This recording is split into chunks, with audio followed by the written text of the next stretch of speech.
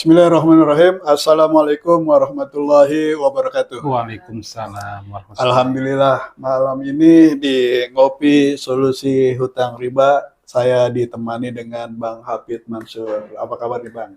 Alhamdulillah. Alhamdulillah baik. Itu konsep agen kebaikan, berbagi makanan, itu apa bisa dibilang sebagai strategi bisnis gitu Bang? Ya sebenarnya itu strategi Gimana, setelah saya pelajari itu akhirnya strategi bisnis. Jadi saya bilang kita kan tidak bisa kerja keras terlalu keras gitu kan. Iya. Jadi seperti kayak begini kan kita sedang bekerja kan. Iya. Ya, kayak bekerja gitu, berteman, nolong orang gitu kan. Saya itu kayaknya kalau misalnya ada orang susah bahagia gitu. Bahagianya bisa nolong. Bisa nolong, iya. Kalau misalnya kita bisa nggak nolong, sedih gitu kan. Bukan orang senang menderita kita. Jadi kan sebenarnya bisa jadi kebahagiaan buat kita tapi kesedihan buat orang lain. Bisa jadi itu berkahnya gitu.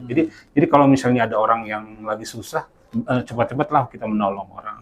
Saya masih ingat deh, waktu saya masih jadi agen asuransi kan, tetangga saya ada yang meninggal. Gitu kan. Tapi sekarang udah enggak kan? Udah enggak. Iya, karena di komunitas riba kita nggak main Dulu, asuransi. iya cerita masa lalu ya. Iya. Jadi udah enggak Pak, alhamdulillah. Jadi saya kan ngantar orang meninggal, terus kata dia, ya nggak mungkin loh kalau ketika orang lagi orang pemakaman ngomong saya agen asuransi. Iya. Saya bilang, dia tanya Bapak kerja di mana? Saya kerja di asuransi. Terus udah gitu,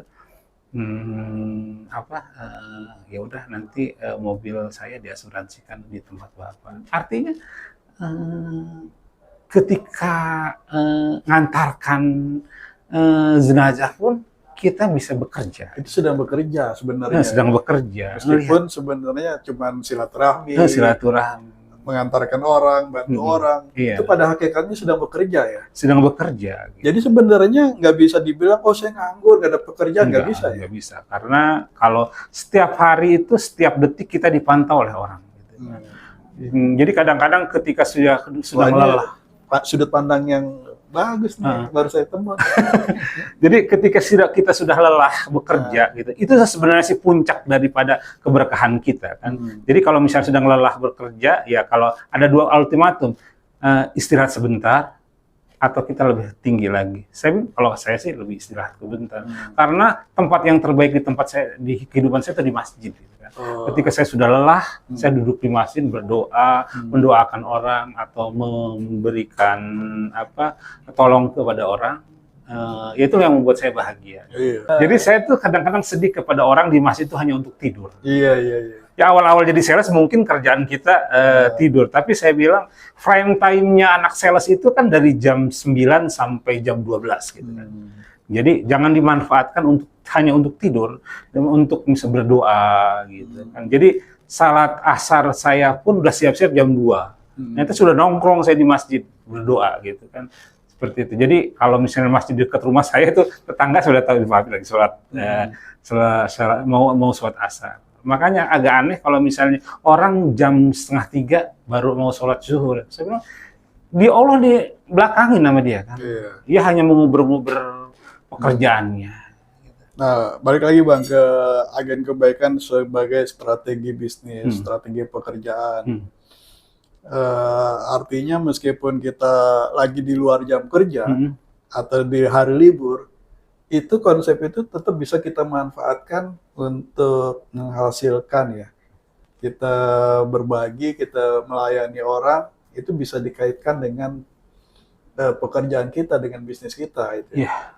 Jadi dimanapun saya berada, misalnya saya lagi liburan gitu ya, tetap aja saya sudah bekerja gitu, bahwa saya itu agen kebaikan. Misalnya saya ada misalnya kalau di Medan itu kan ada orang hilang, dicariin sama aku, gitu, cariin. Terus kata orang Medan bilang, nanti marah mertua kau, katanya. Enggak lah, mertua aku tahu aku kerjanya di Jakarta. Abang orang Medan apa orang Pandeglang? Orang Pandeglang, kan kalau sering ke Medan karena rumah istri. Istri.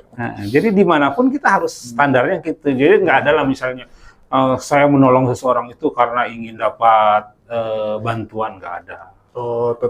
Tetap meskipun strategi bisnis, tetap niat kita harus karena Allah. Tulus karena Allah, gitu ya. Dampaknya pasti ada. Gitu. Dampak apa nih Bang yang pernah dirasakan dari berbagi kebaikannya terhadap bisnis?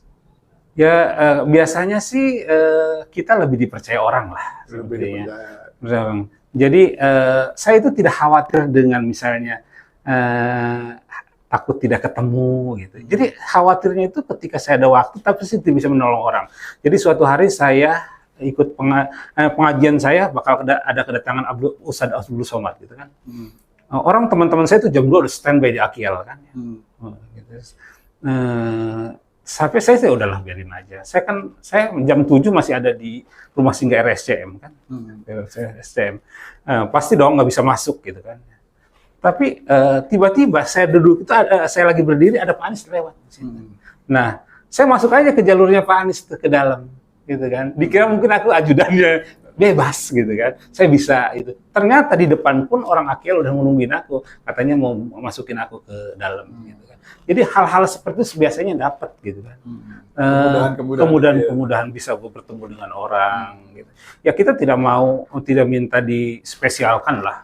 Tapi kita menspesialkan orang-orang yang tidak mampu. Nah, kita spesialkan, akhirnya kita dispesialkan. Biar Allah lah. Milik yang menciptakan manusia-manusia itu ya. Iya.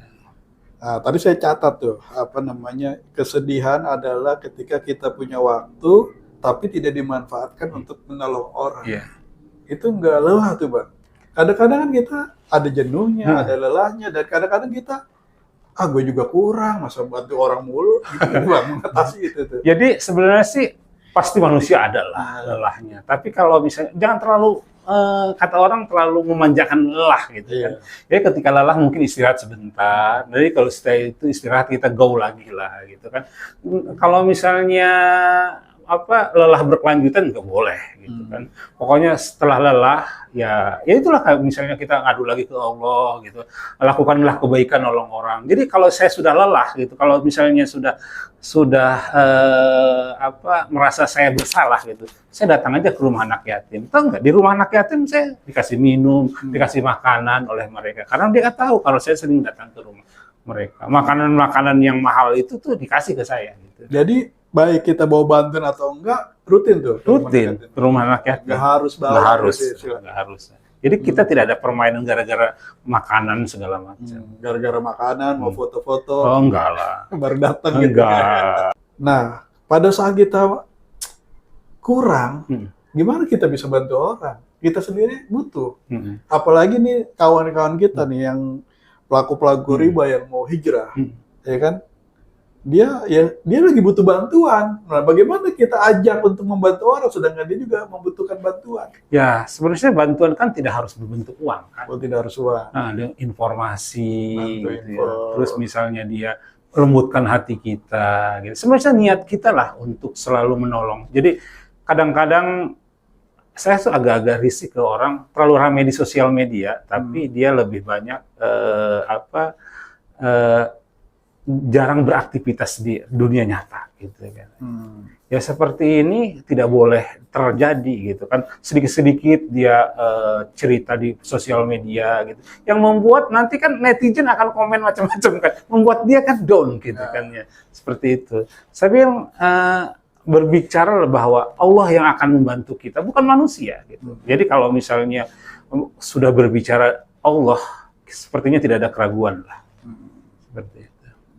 Jadi kembali lagi ke niat ya. Niatnya. Kalau dia niatnya, aduh saya sebenarnya ingin ditolong nih. Ingin ditolong oleh siapa? Ingin ditolong sama Allah. Nah, Allah udah bilang kalau kamu mau ditolong, tolonglah orang lain. Banyak nolong orang. Sehingga pertolongan Allah itu datang karena kita menolong orang lain. Nah, di situ dia akan tergerak ya. Tergerak. Membantu orang lain, motivasi sebenarnya adalah dia membutuhkan pertolongan Allah. Dan kalau pertolongan kita jangan dihitung-hitung terlalu dalam. Gitu kan. Oh, gue banyak sudah nolong segini. Gimana caranya Bang menghilangkan, gue berjasa nih, gimana? Oh enggak, jadi kita tidak boleh memikirkan apa yang sudah kita lakukan, tapi lakukan lagi gitu kan. Assalamualaikum warahmatullahi wabarakatuh. Ini namanya soto Medan. Hari ini ada soto ayam dan soto udang. Nah, ini soto udangnya. Nah, sudah lama diliburkan soto ini, baru hari ini kita mulai digencarkan lagi. Insya Allah akan kami jual setiap hari, ya seperti itu. Alhamdulillah, silahkan datang ke kedai Mama di Jalan Pengadilan Utara Raya nomor 3 Pancoran Jakarta Selatan. Tidak perlu punya uang, nggak punya uang pun boleh makan di sini. Oke, jangan sampai orang yang tidak punya uang nggak bisa makan di kedai Mama. Terima kasih. Assalamualaikum warahmatullahi wabarakatuh.